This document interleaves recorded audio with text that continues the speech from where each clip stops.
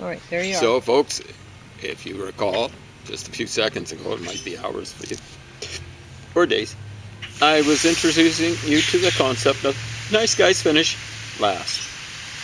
Unfortunately, it's almost like a truism. You look at the Mennonites, nice guys and gals, they end up, I think some of them, the Anabaptists, maybe not so much the Mennonites, they were in a place called, what's the name of the place? Münster, I believe it is. Nordrhein-Westfalen, Westfalen, not sure exactly how you pronounce it. Um, Nowadays, back then, that entity didn't exist, but I think it's Münster. It looks like Munster. Münster probably means something like Minster in English. And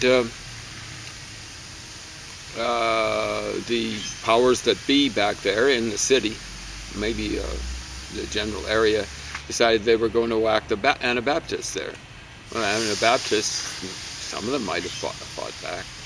I gather maybe they did, but they just got whacked. Generally, the Anabaptists were like the Mennonites, like the Hutterites, pacifists. You know. And somehow or another, the Mennonites and the Hutterites ended up here. Well, they headed towards a democracy where people who are a little bit different generally get treated a little bit better than folks who are a little bit different get treated elsewhere. Nice guys finish last. Oh, hopefully they finish like the Mennonites, like the Hutterites. They're still around, just barely. But nasty guys, they don't necessarily finish first. Now, for a long while they did.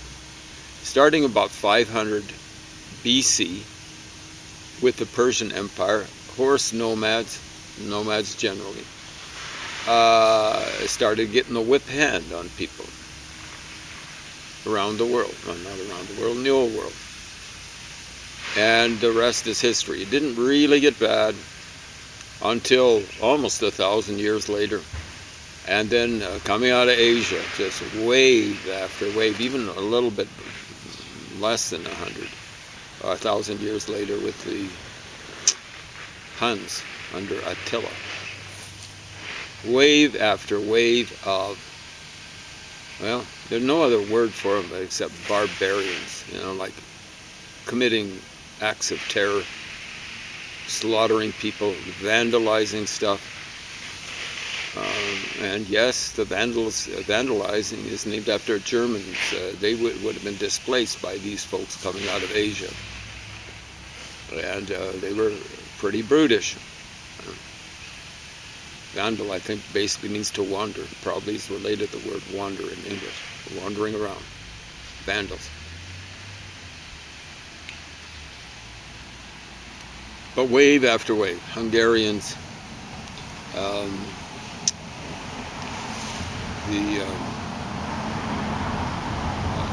variety of different Turkic tribes. Before they really went wild and crazy, the Muslims went nuts and stuff like that. They were actually heading off into the depths of Asia and taking Turkic slaves. Turkic, not Turkish, a little bit different. The Turks are part of a whole group of people that come from Siberia and who just weren't used to being conquered. They got on horses and stuff like that, wandered around.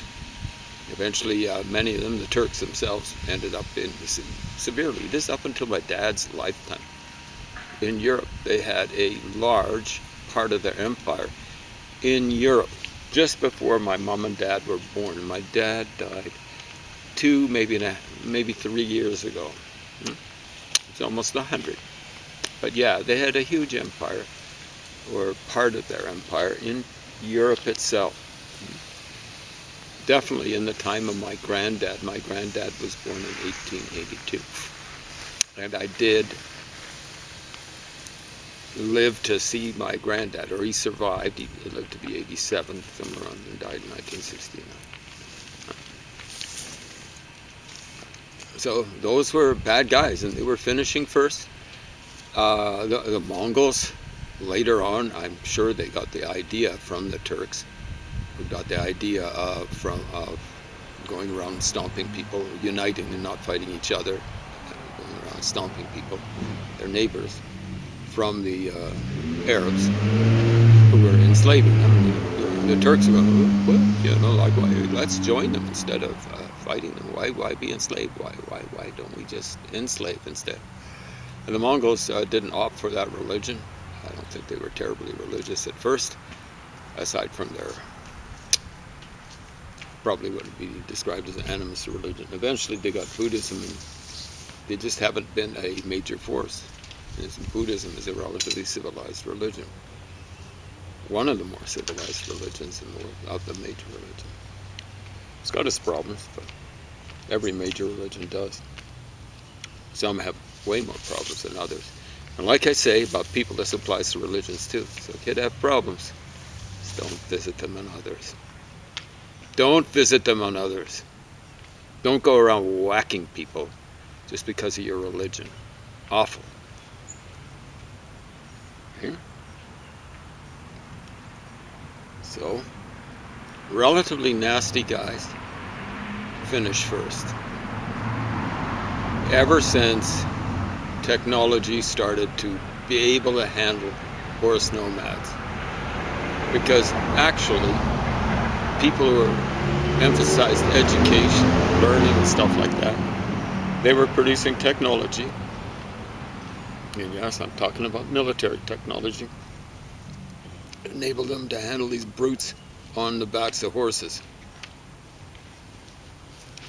And so ever since, well, it started in Europe really, with once they converted the barbarians to the north, the Norsemen, Scandinavians, the Vikings. Then they were free. They weren't being squeezed between barbarians to the south, Muslims, Arabs, at that point in time, and then Muslim converts coming from the northern part of Africa, and the Vikings to the north. And that's when Europe started taking off. I used to not understand it. How come you see music and literature and science too take technology taking off in Europe around 1000? It's because they converted the Vikings around 1000. Yeah, they got them on the good side. They were real brutes. Germanic people. The Germanic people have had real problems. They were brutes. I mean, the Romans were brutes, but the Germanic tribes were even brutish. I'm part German. Got to be, if you think I'm looking at Germans from the outside, it's not the case. Yeah. And actually, the Romans, the Latins, really didn't get civilized until about the time, well, they started, but it really didn't take off until about the Renaissance. They started having modern day, something like democracies again, after almost 2,000 years, definitely over 1,500 years after democracy went down. The person who killed democracy in Greece, a guy called Alexander the Great. I call him Alexander the Not So Great, because he actually made sure that the Athenians, for example, had democracy up until, some like democracy, still as slaves, but limited democracy. He made sure that their archon, one of their archons, who was the king, he only had ceremonial duties. He was a constitutional monarch. He made sure that that office was put into abeyance. I don't know what he exactly did to the king, whether it killed him or what, but no more constitutional monarch. Why? Well, he was the monarch, and definitely wasn't a constitutional monarch the way you've got in England, Holland, or in at least some of the Scandinavian countries. Very few places in the world. I think they've got something like that in Spain. I don't think they've got it anymore in Italy. It's actually probably a good idea to have a constitutional monarch. I didn't think it was a good idea when I was a kid, and then I looked at the stats. They find out that constitutional monarchies are, on the whole, way more stable than republics, like democratic republics, like the United States kind of sort of used to be. It's increasing. So not so nasty guys or not so nice guys, they tended to finish first.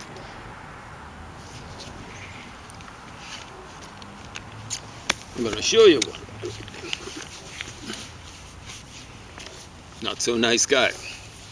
But you know, he was not so nasty a guy. He was up against Adolf Hitler. And, you know, like before Adolf Hitler, he wasn't a big fan of Lenin and Stalin. Winston Churchill. He finished kind of like tied for first, or the Americans actually ended first in World War II. But this guy, for the longest time, you'll get apologists for, you know, I'm not interested in apologists for communism, right? I don't want apologetics from communists and their fellow travelers, Sputniks. Sputnik is the Russian term for fellow traveler. Lenin had a better term for fellow traveler, although I'm sure he used fellow traveler when he was talking, you know, patting the fellow travelers on their heads or butts or backs or whatever. He called them useful idiots. Right? I call them useless idiots. Useful idiots. But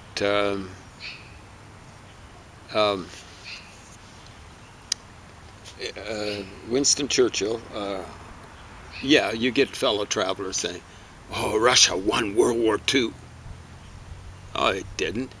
Look at how many people they got killed. I've run across stats that indicate 29.5 million people killed. And I don't think if Hitler hadn't had to keep at least a skeleton crew of creeps along the channel opposite England, I'm not so sure whether when he invaded Russia it wouldn't have ended up with Vladivostok being East Berlin. Vladivostok means something like ruler of the East. It has access to the Pacific Ocean, way closer to Japan than it is to Moscow. Siberia would have been called East Germany without this guy. Okay? Because England basically stood alone against Germany. And it's because the certain characters in the English polity and economic system were starting to rearm. As you could see, Germany just rearming like crazy, like an octopus that would grow 8 arms for every arm or tentacle chopped off, 8 tentacles. That's how it wasn't getting chopped off, but that's how the Germans were rearming. So the Brits developed a Spitfire, some of them, very small number, and I think they were trying to increase their navy. Now their navy would have been sitting ducks if the Brits hadn't developed the Spitfire and later on the Hurricane. Navy can be absolutely wonderful against a landing force, but they're sitting ducks for an Air Force. They're just sitting there. They can't move. The Air Force comes over, bombs them, sinks them.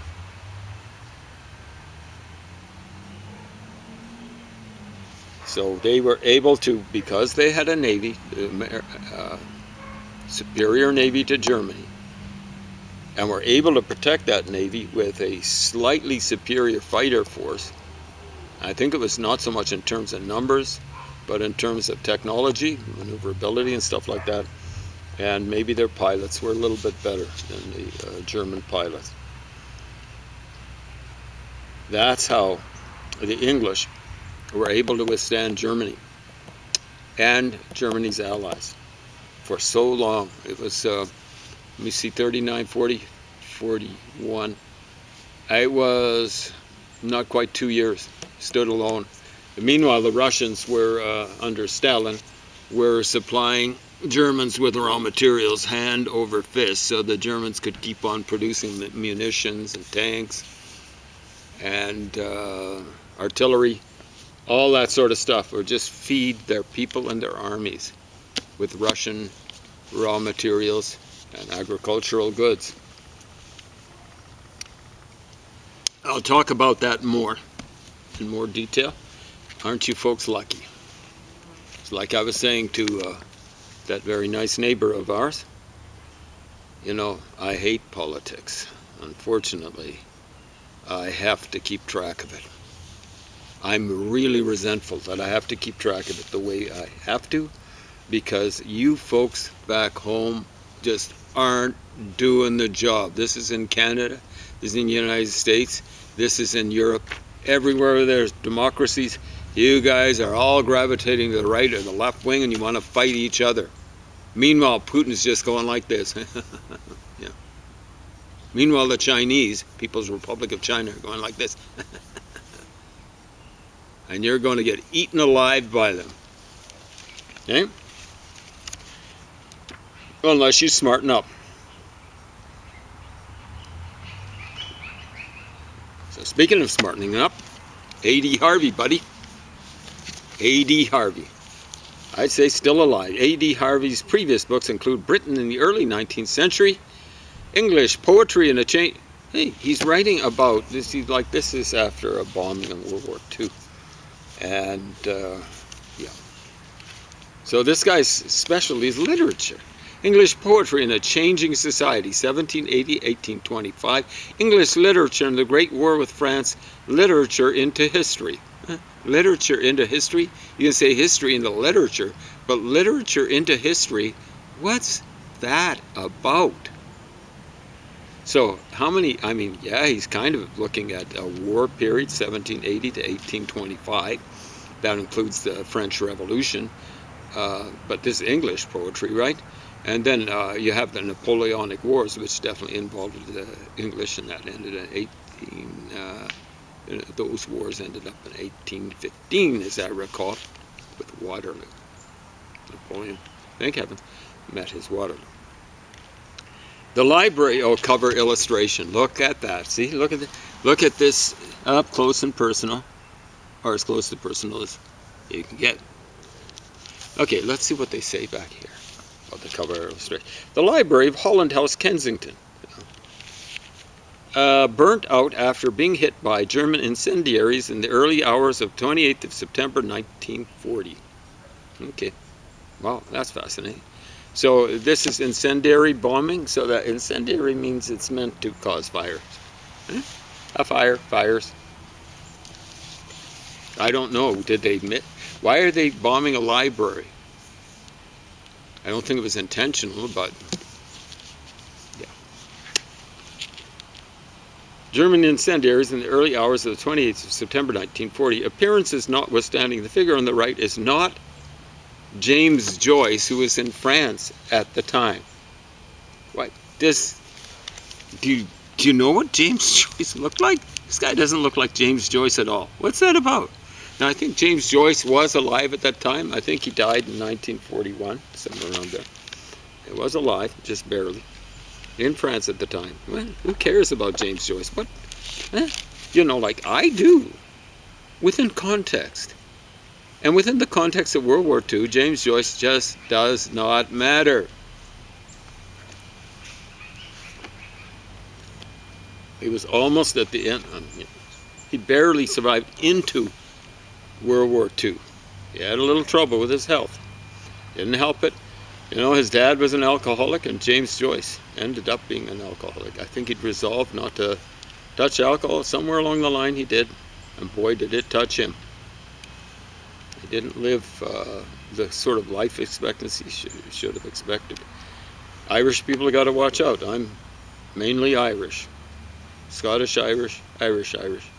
And I don't think Irish people have been, over the course of centuries, have been exposed to alcohol to the point where people who would be susceptible to alcoholism, severely susceptible to alcohol, I'm talking about strong alcohol. I don't think they were exposed enough, and hence they're really susceptible to alcoholism and then dying from alcoholism. Anyway, this poor fella, A.D. Harvey, is, I don't know if he's like there's a lot of, first we'll see when this was published, 1992, so a little over 30 years ago. There's one of his favorite, I'm not going to call it a mantra because it's varied, but it's not the same thing in syllable or two or whatever. But one of his favorite, let's say, tropes, how's that? That's a favorite left-wing kind of misuse of rhetorical term, trope. Check this out. This is a lot better news than what I'm talking about. That's James's peep ale row. Yeah, just the peep ale row in the front. Just the peep ale row. And the funny thing is the deer have been that's why there's some green there. ones there, because they've been knocking the tomatoes off.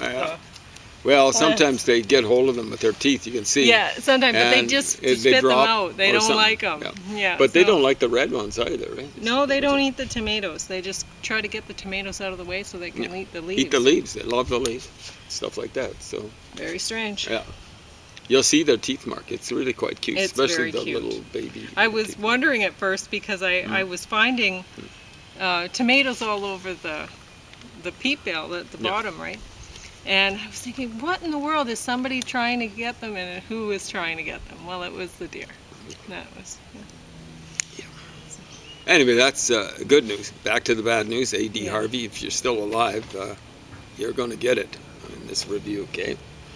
So A.D. Harvey is Anno Domini Harvey is always talking about the Allies did this, and it was the same thing as what the Nazis were doing. What? The Allies are doing this. It's the same thing the commies were doing. The democracies were doing this, and it's the same thing that the German or imperial armies were doing in World War I. There's a real problem with precedents. You know, it used to be absolutely crazy in refereeing in the NHL. It used to be the referees would just turn a blind eye to instigation. So the whole idea was you go out and spear someone. That's, in case you don't know hockey, that's taking the blade of the stick and sticking it wherever you want, someone's gut, maybe a little bit lower, maybe in their face or whatever. You butt end them, that's taking the other end, sticking them in the chops with it or wherever you want. Or cross-checking, that's going with a stick like this. Or elbowing them, the big Gordie Howe move, the big haymaker with elbow and stuff like that. Gordie got away with that a lot, right? Because the referee's going, well, played the game, all that sort of stuff. But then there's a kerfuffle, and someone takes exception to it. And then they tweet, hey, you're not supposed to do that. Big old Gordie's supposed to, give you plastic surgery, like just take your jaw off and stuff like that. And you're supposed to take it because that's what a tough guy does. And you don't. Whatever you do, you don't push back. Well, now they've got instigator rule, and that's a little bit better. But sometimes what they do in the case where someone pushed back in NHL is, tweet, tweet. Okay, both of you guys are off for 2 minutes, okay? If there wasn't a fight. If there was a fight, both of you off for 5 minutes. Instigators just, great, boom, Gordie Howe. Wham, no one's going to cover me in the slot because I'm just going to give him an elbow in the chops. And I could put him in the hospital and all that sort of stuff. And he's never going to do that again, ever. So Gordie just had a free run of the rink up until his 40s. It's amazing how many times he ended up in the top 10 scoring in a row because of that. I'm right. Why is no one covering me in the slot? I don't get it. I don't have much of a shot, but I can kind of take my time. Yeah. That's the way idiots like this are. Okay. like, tweet, hey, you're doing what the Nazis did to you. You're a bad guy. Tweet, I'm going to give you 2 minutes and penalties. Tweet. Yeah. When you're an instigator, you deserve getting the same back to you. Fact is, someone who doesn't do it back to you is not doing right by his team. Same thing here. People in democracies who believe pacifism, peace, doesn't matter what other people do to you. Eventually, we'll spread the gospel of peace throughout the world. Doesn't work out that way. Nice guys finish last. Pacifism, sad to say, doesn't work. It works for people who are attack pacifists. It works wonderfully for them. They believe that you should do it. They believe in you surrendering. They believe in you submitting. That's what Muslims believe in. That's what you're supposed to do. You're a bad person if you don't submit to them.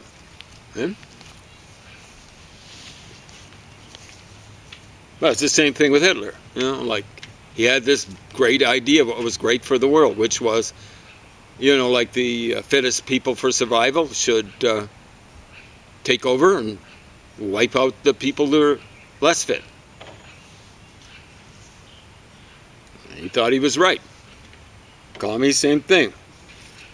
It's up to the exploiting classes to surrender, and maybe Stalin will let them live. Lenin maybe will let them live.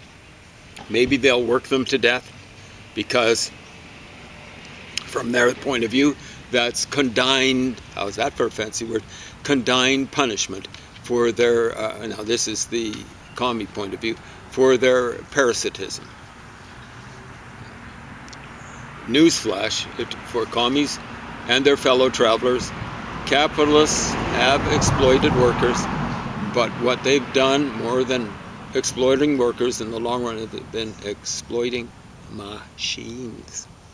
Machines. That's how they became so wealthy. People have been exploiting workers in the form of slavery and serfdom for thousands, literally thousands of years, and basically not much really developed. And then capitalists and their predecessors, people like coming out of the Renaissance and Reformation and stuff like that, they started exploiting machinery. And then all of a sudden, people started, on average, getting wealthier and healthier. Just look at the life expectancy figures, even over the last century, well, up until the last few years, when people started to go nuts, especially in the United States, nuts under the